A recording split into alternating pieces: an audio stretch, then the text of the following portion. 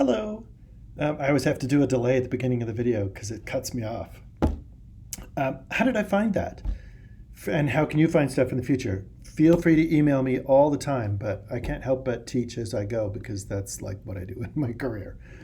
When you look for the title of a textbook, it'll search for all these things kind of higgledy-piggledy.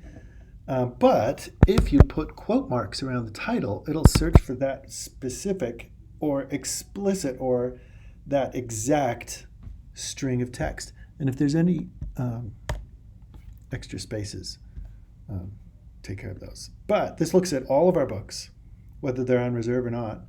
And down on this little area, you can see books specifically, but you can also see it over here. Let me click on the books and let me show you. There's a couple of editions. How do you get around that is the trick here. Because I was like, oh, we have it, but oh, it's the wrong edition. And then I was like spiraling up and down chaos. So here you see two versions of this record exist. For textbooks, they have like a new edition every year.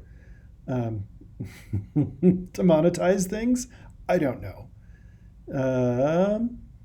But what you can find is like the edition. Sometimes it'll say second edition. Sometimes it'll like look at the most recent year. So we know the 2018 one's out of date. But right here it says open reserve. And then this is the number that will be written on the spine of the book, just like this, that little spine right there.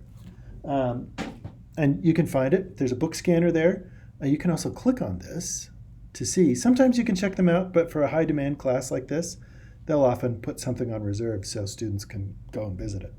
You can read it in passing. You can, take pictures with your camera, or there's like a book scanner that'll make PDFs that you can email to yourself. If you need help with any of these things, just ask people in the area and they'll be happy to help you. But the book scanners are super easy to use. Have a good one.